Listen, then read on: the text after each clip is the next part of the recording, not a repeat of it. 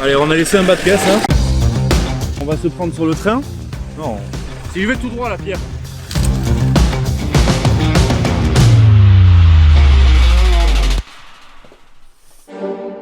On m'a dit que c'était trop loin, trop froid, trop fou, mais j'ai décidé d'y aller quand même. Moi, c'est Thomas, passionné de bagnole et d'aventure. Depuis le sud-ouest de la France, je prends la route vers les terres glacées de la Scandinavie à bord de mon Land Cruiser. Objectif, traverser le Danemark, la Suède jusqu'au fjord de Norvège avec plus de 7000 km de routes difficiles, de glace, de boue. Et vous allez voir que ça n'a pas été toujours facile. Putain, sur le bas de caisse là. Je vous amène avec moi en immersion, comme si vous y étiez. Bienvenue dans le Viking Rally.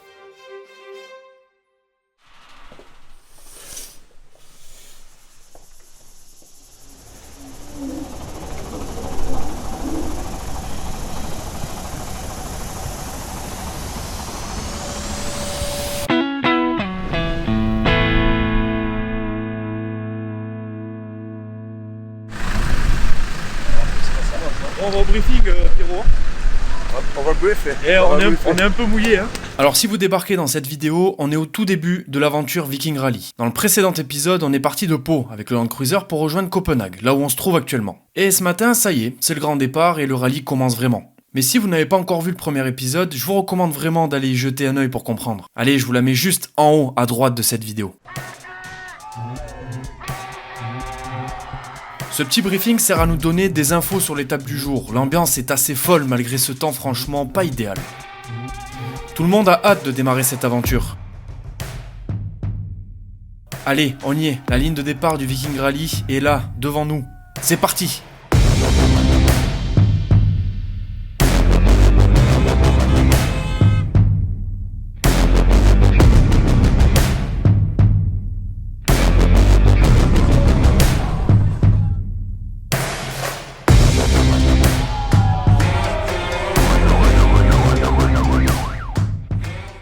Bon, ça y est, le départ a été mouvementé. Alors c'est toujours un peu speed, c'est toujours, voilà, on est dans l'euphorie du truc, il y a du bruit, il y a du son, il y a des klaxons, il y a des mecs qui crient partout. Aujourd'hui, on n'a pas beau temps, mais bon, on a espoir que ça s'arrange. À 600 km au programme, hein, donc ça fait pas mal de routes. En effet, pas mal de routes sous une météo capricieuse, entre autoroutes détrempées, quelques forêts et surtout, vous allez le voir un petit peu plus tard, nos premières petites galères. En attendant, direction le Grand Nord avec une traversée de la Suède d'est en ouest pour rejoindre Fredrikstad en Norvège, une petite ville non loin de la frontière suédoise.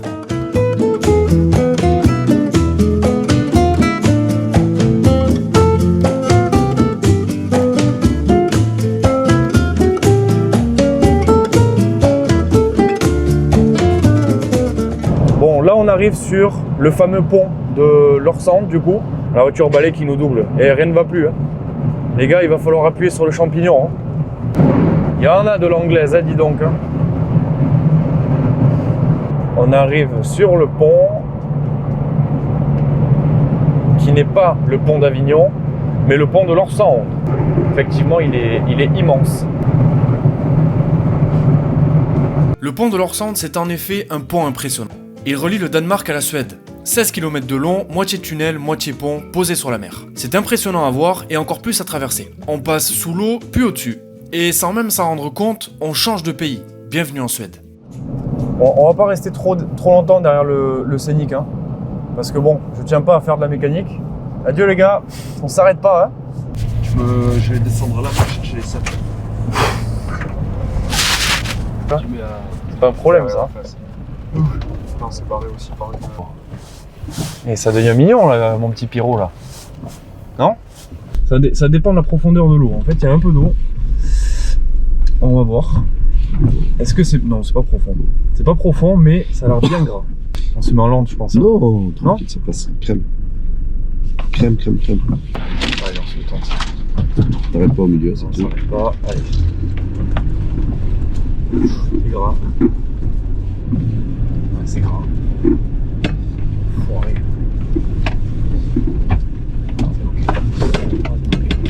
Pied dedans.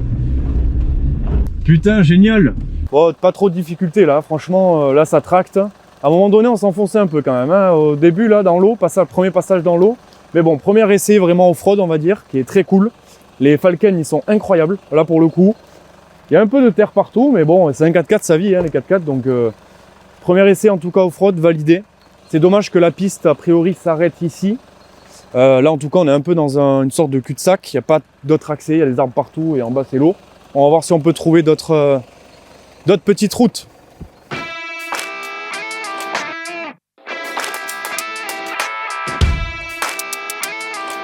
En continuant un petit peu, on trouve assez vite un sentier qui paraît à ce moment-là plus ou moins praticable. On se dit, bon, trop cool, encore de la piste 4x4. Allons-y, après tout, qu'est-ce qu'on risque? Eh bah, nous voilà bloqués. On prépare le terrain là. On va passer par là parce que c'est con, on rejoint de la piste là. Là pour le pont par contre, il va faire ça avec la roue. Il va te...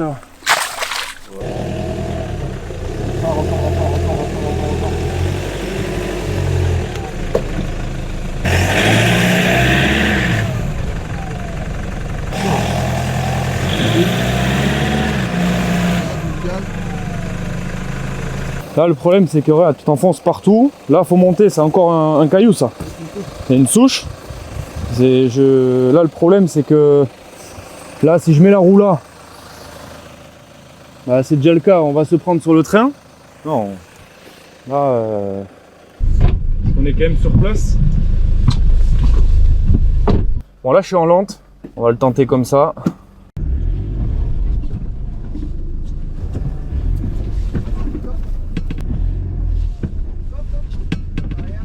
C'est le châssis long, là tu l'as. Un châssis court, tu passais là.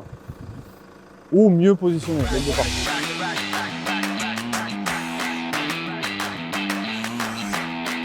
À force de batailler, on a fini par réussir à passer. Et sans rien casser sur le 4x4. On continue, à nous les pistes.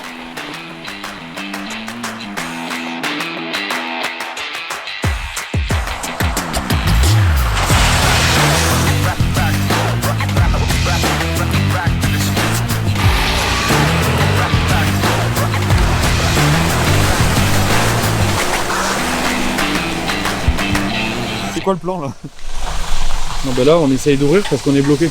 On essaye d'ouvrir le cadenas mais le problème c'est qu'on n'a pas le code, c'est un truc à code donc évidemment il est en train d'essayer des combinaisons les plus simples au monde, hein, 4x0, 1, 2, 3, 4. Je pense pas qu'ils soient aussi cons quand même les mecs. Non, bah non, tu vois, Je pense pas. J'ai douté d'eux une seconde mais... Bon, il faut espérer qu'un truc, hein, c'est que de l'autre côté, il n'y ait pas la même barrière. Sinon ça veut dire qu'il faut se retaper le même merdier qu'on vient de faire pour repartir de l'autre côté. Bon. Bon allez, on Non. va 3 heures. Et c'est ta date de naissance? Non, ça marche pas. Allez voyons, est-ce qu'il y a une barrière? Oh putain c'est un cul-de-sac. Mais non. Et oui, vous l'avez compris, barrière, cul-de-sac, impossible de rejoindre l'itinéraire. Pas le choix, il faut repasser par cette foutue galère de l'allée. Allez, on se retrousse les manches et on espère que ça passe mieux. Après tout, on l'a déjà fait, ça devrait être plus simple, non? Là-bas il est bon? En fait, on se rend pas trop compte de la difficulté vue d'ici, mais le problème de ce passage, c'est qu'à droite, il y a un immense rocher, et à gauche, une souche d'arbre sur laquelle je ne peux pas monter. Il faut donc frôler ce gros caillou sans le toucher, évidemment. Enfin, c'est ce que j'espère à ce moment. Marche arrière et dans l'autre sens, braque dans l'autre sens. Non, non, là tu passes, vas-y tu viens passer là. Ouais.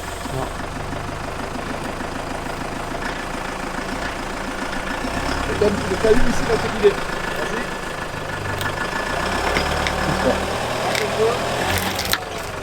Je suis dessus maintenant. Putain, sur le bas de caisse là. Bon c'est pas grave. On y est maintenant, de toute façon il faut. Si je vais tout droit la pierre. On va monter sur le caillou. Vas-y, continue. Continue, viens ici un peu. Impeccable ça, papa. Allez, on a laissé un bas de caisse hein. Bon ben voilà hein. Bon. Un 4x4 hein, ça fait pour vivre hein. Allez, un petit peu de plastique cassé, rien de méchant. Il est temps de rejoindre le bitume pour continuer notre itinéraire du jour. Et pendant qu'on reprend la route, petite parenthèse, si vous aimez le contenu, pensez à liker la vidéo et à vous abonner. C'est un petit geste pour vous, mais pour moi, ça fait une énorme différence.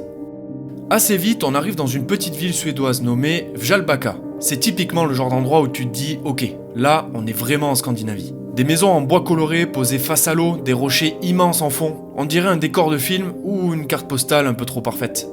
Franchement, ça mérite clairement un petit stop. C'est très mignon hein. C'est terrible. C'est hyper atypique, c'est ce que tu vois un petit peu tu sais, sur Google, sur les cartes postales, machin. Bon, on est censé aller par là-bas parce qu'il y a un pont, soi-disant, pour. Il y en a quelques-uns, quelques courageux qui sautent dans l'eau. Là, je le vois pas le pont, ça va peut-être un petit peu plus loin, on va aller voir. En tout cas, c'est magnifique.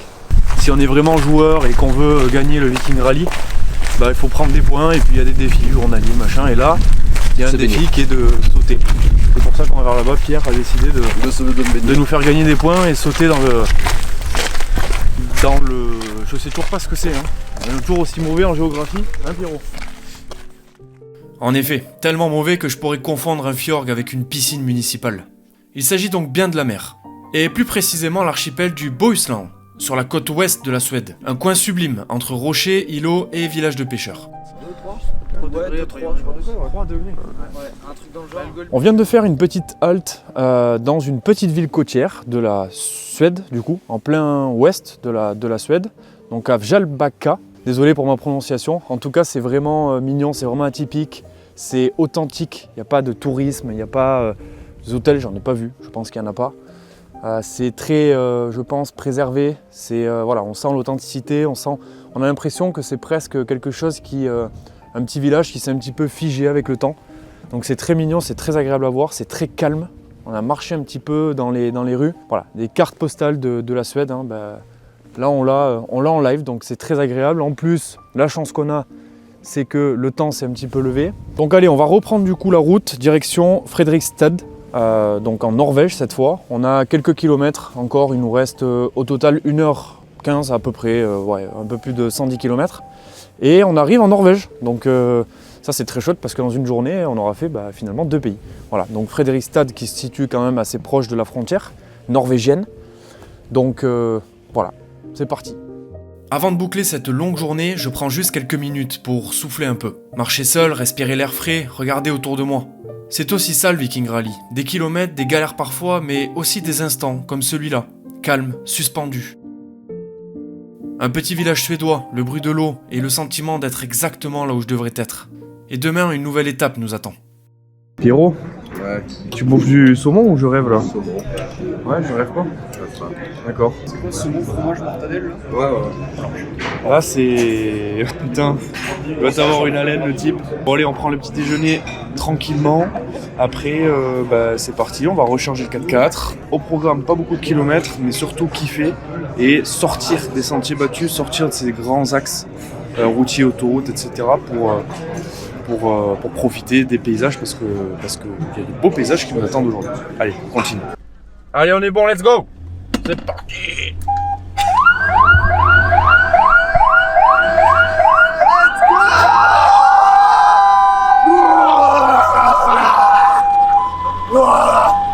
Qu'est-ce qu'il a mangé lui ce matin hein?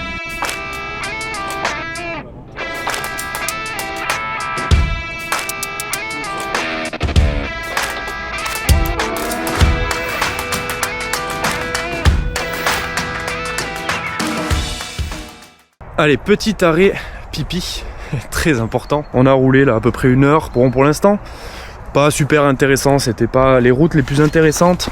On a traversé des ponts et dont l'espèce d'énorme pont qui fait 7 km et qui passe 140 mètres quand même en dessous de la mer, si j'ai pas lu des conneries, normalement c'est ça. Donc voilà, pour l'instant, c'était pas exceptionnel, mais là on sent qu'on commence à rentrer dans le vif du sujet et dans des paysages de plus en plus fous.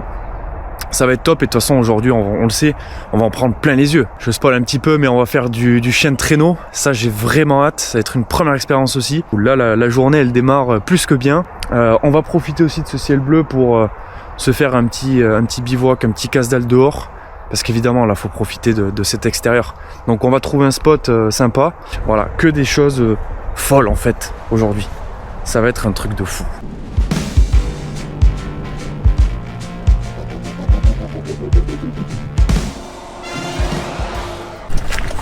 Bon, je pense qu'on est tous dans la même situation. On cherche des pistes, on cherche des choses intéressantes à voir un petit peu. C'est ce que les mecs là disaient, faut pas hésiter de temps en temps à sortir. Donc là c'est ce que je leur ai dit, que nous là on continuait quand même un petit peu pour se rapprocher du lieu d'arrivée du coup, parce qu'on a le chien de traîneau un petit peu plus tard. Faut pas qu'on soit en retard. Si on trouve un truc, on vous envoie si jamais ok. sur le groupe vous y êtes ou... Ouais, j'y suis moi. Ok. C'est comment vous le 59? Ouais. Ok. Les mecs en anglaise, du coup ils sont plutôt sympas. J'avais des a priori. Je t'emmerde.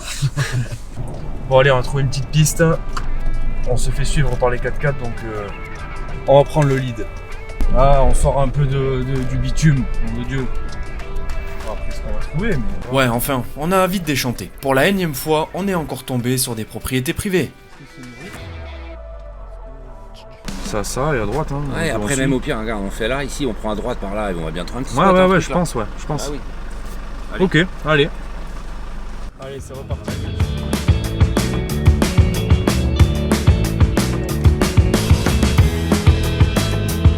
On a continué à tourner pendant de longues minutes à la recherche de pistes pour dégourdir un peu nos 4x4. Parce que bon, le bitume, ça va 5 minutes.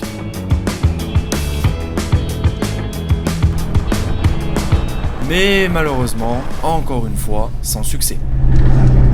Bonjour, on vient prendre le café. Alors bon, là on est chez des gens. Bon, évidemment, il y avait un petit cul-de-sac, donc... Mais bon, la dame est très gentille. Généralement, on n'est pas reçu comme ça quand même, hein, Pierrot? Un grand sourire, je pense qu'elle va nous servir une bière, on va lui demander. Mais là, on tombe cul-de-sac sur cul-de-sac. Ça fait un peu râler là, mais bon. Un peu pénible.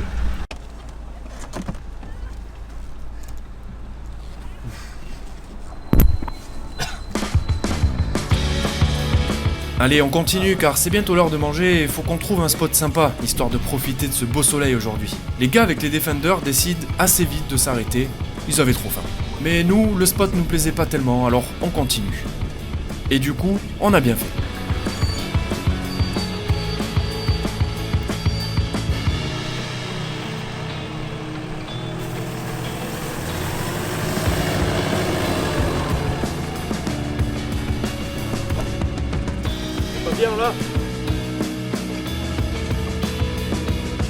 Ok, là on a trouvé un spot, les amis, vraiment exceptionnel. On a le 4x4 du coup qui est là et ça valait le coup de pousser un petit peu dans les pistes et de sortir voilà, de ces routes, de ces sentiers battus. Là c'est vraiment exceptionnel, j'ai pas les mots, c'est très très beau. On est en train de se mettre tranquillement la petite table, on va se faire la petite bouffe, le petit apéro, on a tout ce qu'il faut ici. Voilà, le petit frigo, évidemment les quelques bières et puis voilà, au programme, bon, pas très local, mais ça fera le taf.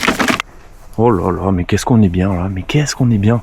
Là on va se sortir le petit réchaud pour faire cuire les petites saucisses, faire réchauffer un petit peu le fromage, on va se faire un truc sympathique. Allez, petit réchaud, le petit réchaud qu'on va essayer, qui est tout neuf. Voilà. Tu feras gaffe Polo, ça crame là. Oui, parce que je fais le malin, mais c'est pas du tout moi qui cuisine. Hein. Et regarde la petite pince qui va bien, regarde la pince à saucisse. Regarde là. Baisse-moi un peu le feu là, quoi. Tu nous crames les saucisses.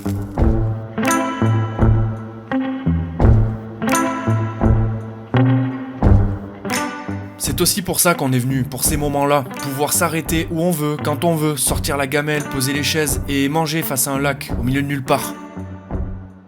Le 4x4, c'est la liberté totale. Pas besoin de route, pas besoin de planning millimétré, juste une direction, un objectif.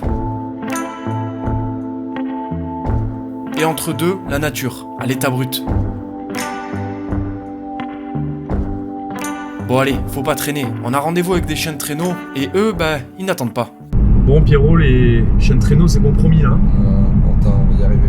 Putain.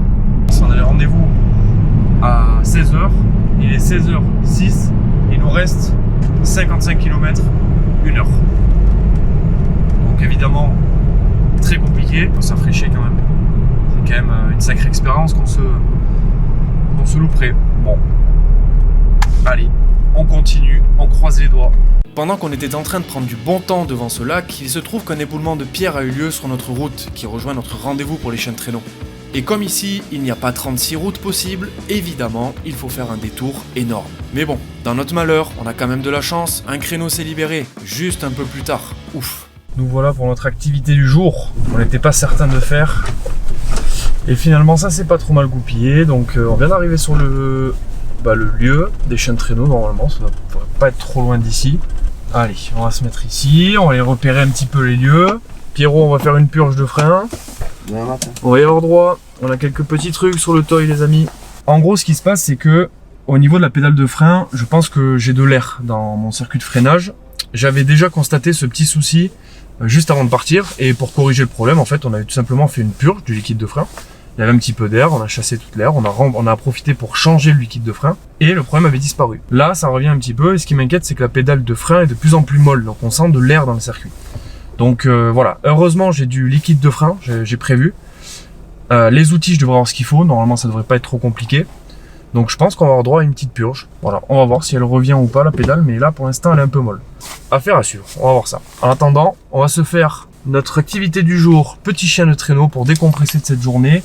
Allez, c'est parti. Bon, il fait 5 degrés, ça fait pas moins 20. Mais bon, il y a du vent, le vent est frais. En tout cas, c'est bientôt notre tour. Ils sont en train de revenir. Là, c'est hyper marécageux en fait.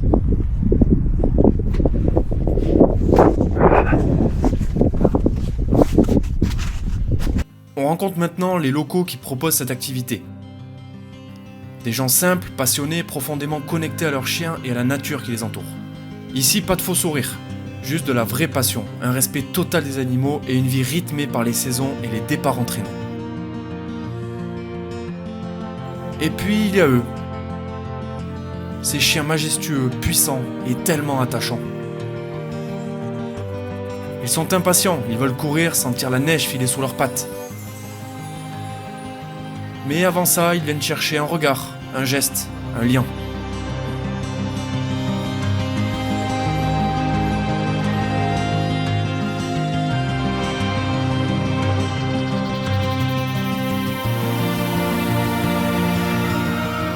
Derrière leurs yeux pleins de douceur se cache une force brute, avec de l'énergie à revendre.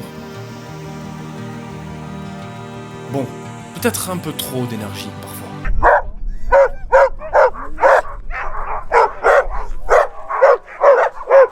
Ils s'ennuient, donc bon, ben, ils s'occupent comme ils peuvent, hein, les pauvres. Je pense que c'est des chiens qui n'ont pas de patience. C'est fait pour courir, ces chiens-là. Donc là, on est depuis trop longtemps, je pense, à l'arrêt. Et voilà, pour moi, en tout cas, je suis en place. Pas trop mal. Première fois. Ça m'a pas l'air d'aller très très vite, mais ça a l'air sympathique comme sensation. Donc, on va essayer de vous filmer tout ça au mieux possible, mais ça va être top, j'en suis sûr. Allez, quelques dernières petites consignes avant le départ. J'ai hâte. Bon, c'est parti, les amis.